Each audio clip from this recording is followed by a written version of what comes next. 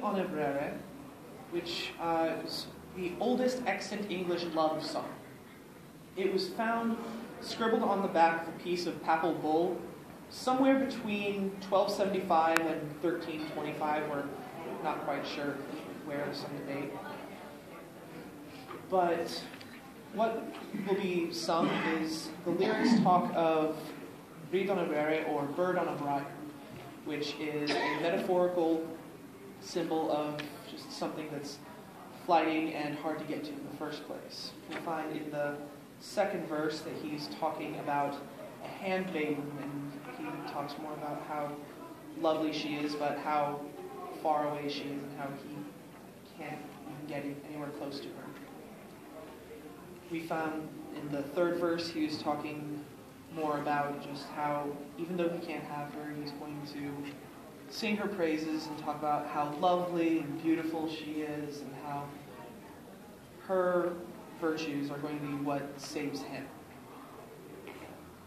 So, Mathias has given you a little bit about the piece and where it's found. I'd like to give you a little bit of context and a little bit of information on how we're choosing to perform it. This being around 1300, cusp of the 14th century,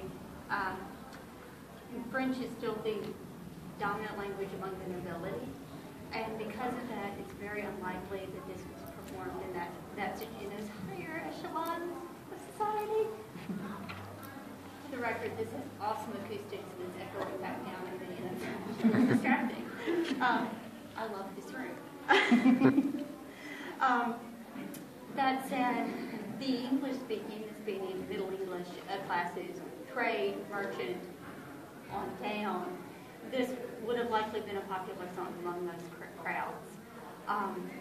We do have some evidence from payment records, courts, where people had to play and prove they're a minstrel to get a minstrel's license, that there were groups of traveling, possibly itinerant entertainment trips and performers. So we're choosing to think of ourselves in that context. As to the accompaniment, the choices we have made both relate to the style of play, how we structured it, and the harp we chose. For the style of playing, there is some evidence for improvisation as being a major element of music within the SCA period and the medieval period, and it's a very common practice among professional musicians. So with that in mind, we've chosen to use a purely improvised accompaniment. The only thing we have worked out in advance is a few cues and the overall structure of the piece, as if we were two musicians who played together in a group a lot and at least touched base before we play. In this case, there'll be a brief intro, 2 verses, a harp interlude, and the final verse. And the last thing to talk about is the harp itself. The style of harp, there are several that might have been used. We're choosing to use what is very broadly described among historical harpists as a Romanesque harp, and that would have been something of a roughly equilateral triangle, short and stout. If you have the documentation in your hand, there's an example picture on page 9 of one that we have extant from about 100 years-ish later than this performance would have been.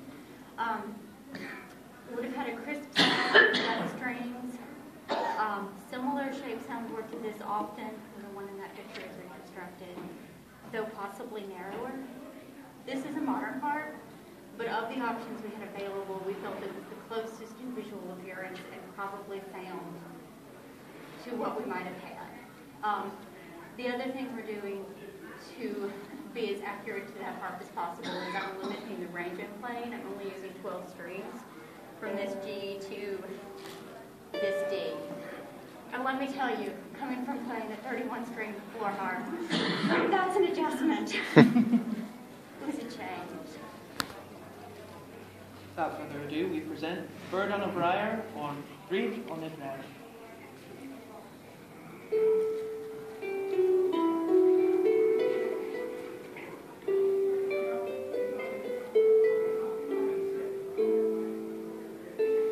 Bryd on a brere, bryd on a trail.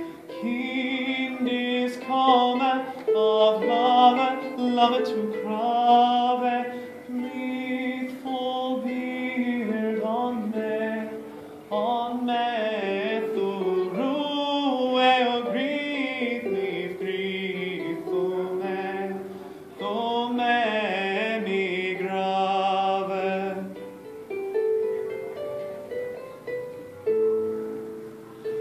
I come so blithe, so bryd on a brere, one I saith that endestin hale, sweet of limb and lyre, is fair and floor of all.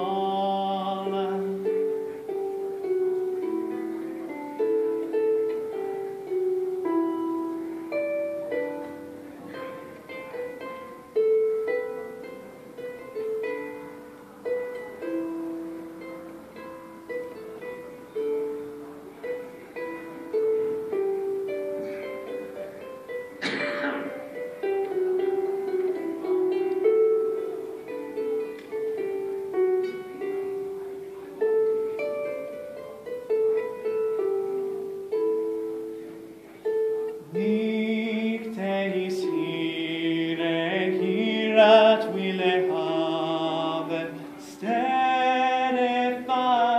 of love, lovely true.